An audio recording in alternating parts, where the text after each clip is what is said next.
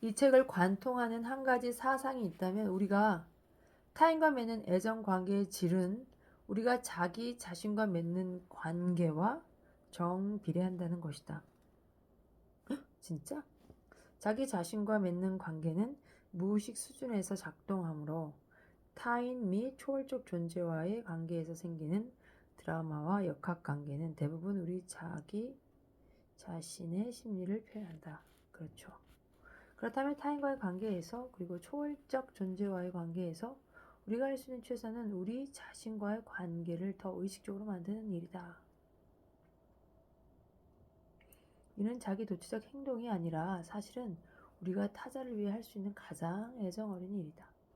최선의 자기 자신이야말로 우리가 타인에게 줄 수 있는 가장 큰 선물이다. 역설적이긴 하지만 그렇게 우리는 애정관계에 충실하려면 내면을 찾는 여정이 필요하다는 사실을 긍정적으로 받아들여야 한다. 맞네요. 이 책 사랑의 조건 요거 2월 말에 독서 모임 하니까 많은 관심 부탁드려요.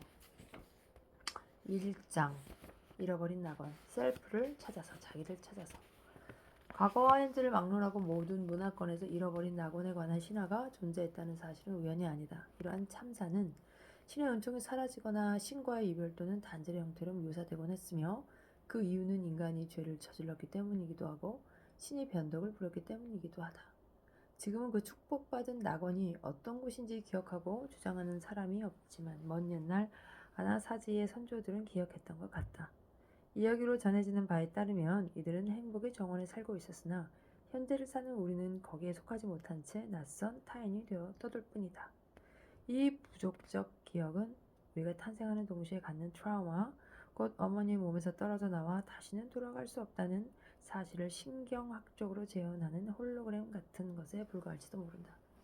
창세기 신화 속 에덴 동산에는 나무 두 그루가 있는데 여기서 단서를 찾을 수 있을지도 모르겠다. 하나는 생명나무, Tree of Life. 다른 하나는 선악나무, Tree of Knowledge다. 생명나무의 열매는 따서 먹어도 괜찮지만 선악나무의 열매인 선악과를 먹는 순간 인간은 낙원에서 추방된다.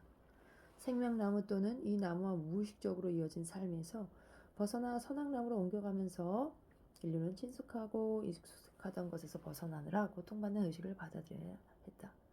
의식은 주체와 대상이 분리되어야만 생겨난다. 그렇죠. 의식은 주체와 대상이 분리되어만 생겨난다. 엄마의 뱃속에서 엄마라는 대상에서 분리되어야 내가 주체가 되어야 이제 의식이라는 게 생겨난다 이런 얘기죠. 의식이라는 게 언제부터 존재했는지 갈라져 나온 경험의 파편이 언제 다른 경험의 파편과 결합하여 저것과 구별되는 이것, 너와 구별되는 나의 형태가 되었는지 우리는 아무도 기억하지 못한다. 그러나 예측도 통제도 할 수 없는 이 순간으로부터 자기감, sense of self가 생겨난다. 이렇게 생겨난 자아, 에고는 상처받기 쉽기에 임시 정체성이나 지나칠 정도의 자신감을 만들어 보호해야 한다. 자아는 마치 창조주처럼 굴지만 실은 자신이 탄생할 때의 아픈 기억이 만들어낸 그림자 속에서 두려움에 벌벌 떨고 있다. 태고의 혼돈에서 오랜 시간 솟구쳐 올라와 빠져나오는 동안 자아가 수천 수만 번의 변신을 얼마나 재빠르게 받아들이며 자신을 되돌려 주저앉히려는 움직임에는 얼마나 위협을 느끼는지. 융이 자아와 구별되는 자기, self라는 용어를 사용한 것은 우리가 이 세상에 존재해야 한다는 신비로운 사실의 경위를 표하기 위해서다. self.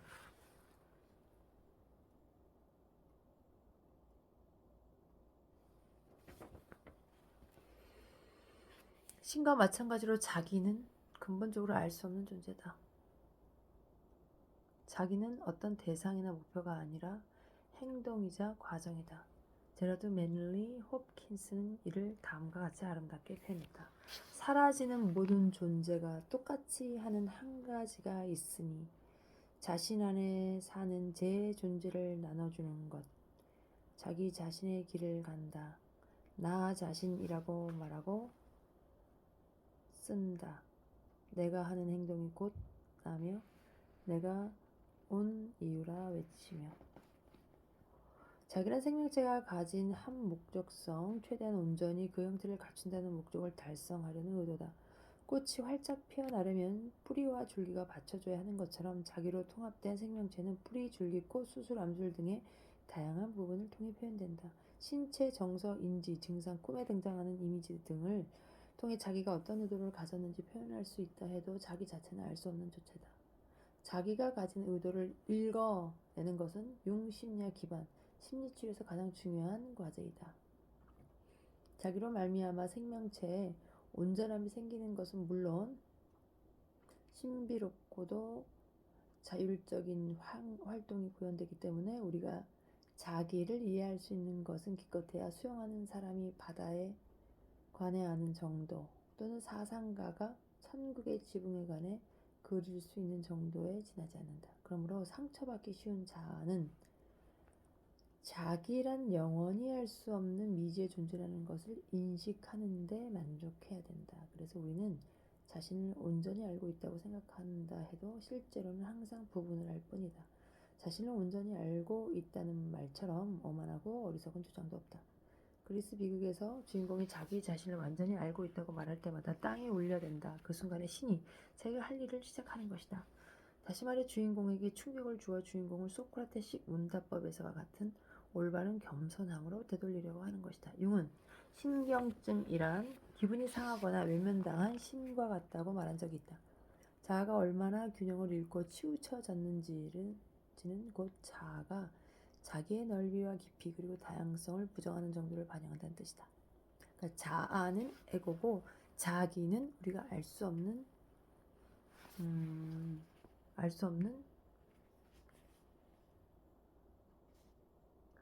신비로운 근본적인 존재라고 이해되네요. 자, 낙원에서 살던 꿈같은 시계 종지를 찍고 나면 분리로 인한 충격이 어찌나 꼼꼼하고 격심한지 신경학적 경로에 선명하게 각인되어 잃어버린 유대감과 무의식에 계속 머무른다.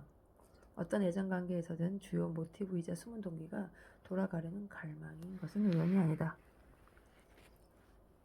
서문에 언급한 홍간조가 가졌던 목표이자 에덴 동산으로 돌아가겠다는 것은 우리의 목표이며 낭만주의 시인들이 공언한 목표이자 사랑하고 사랑받는 사람들의 갈망이다. 이는 근본적으로 종교적 의미를 지닌 모색이다. 종교라는 말의 어원에 무못에 도로 목다, 다시 이어지다 라는 뜻을 가진 라틴어 이거 어떻게 읽지? 윌리게러? 라는 사실을 봐도 알 수 있다. 라틴어. 의식을 얻는 유일한 방법은 타자의 상실. 그리고 타자는 진짜로 타자라는 사실을 인식하는 것이다. 기가 막히네요. 의식을 얻는 유일한 방법. 결국은 자기로서 독립하는 유일한 방법은 타자가 없어져야 되고 또 타자가 진짜 타자라는 사실을 인식하는 것이다. 그러니까 다시 말하면 나는 혼자다. 그거네요. 그쵸? 아기가 우는 이유도 에드바르 뭉크의 유명한 작품인 절규의 근원도 바로 여기에 있다. 아기를 어머니 가슴에서 떼어놓을 때 아기가 얼마나 두려워하는지, 그리고 어떻게 어머니의 젖을 찾아 물고 어머니와 다시 합쳐지기를 갈망하는지 보라.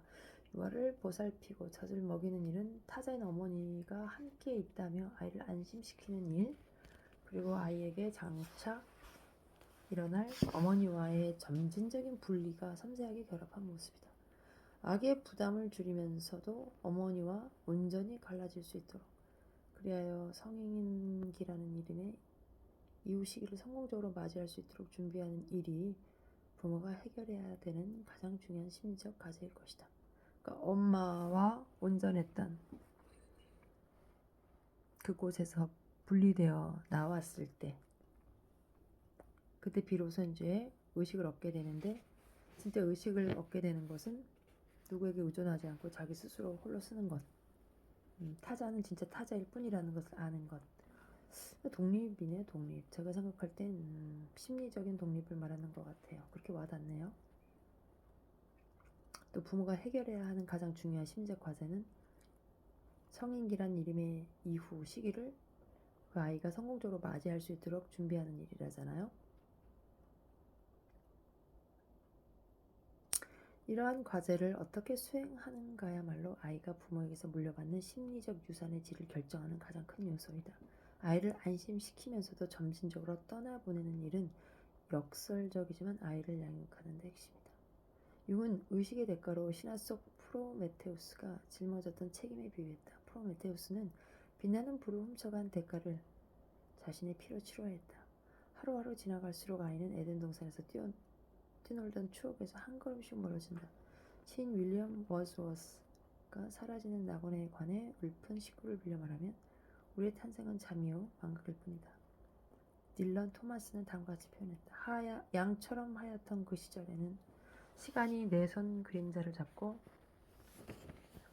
목말 태워 제비 모여드는 추녀까지 데려갈지 모른다는 걱정 따윈 전혀 하지 않았네. 완벽했단 거지. 늘 떠오르던 달빛 아래 잠자리로 갈 때면 하늘 들판을 날아다니는 시간의 소리를 들을 것이라.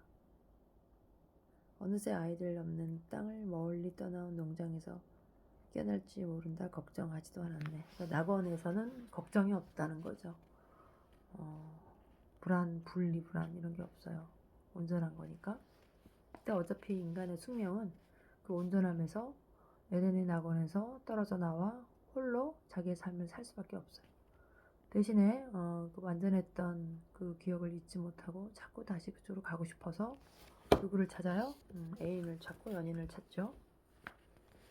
하지만 앞에서 얘기한 것처럼 자기가 진정 자기가 되었을 때 그런 사람이야말로 성공적인 연인관계, 부부관계를 상유할 수 있다. 이렇게 전제를 했어요. 앞에서. 결국 이 책은 어떤 얘기를 하는지 대충 알 것 같네요. 약간 궁금하기도 하고 궁금하지도 않지만 반반이니까 일단 읽어보기로 합시다.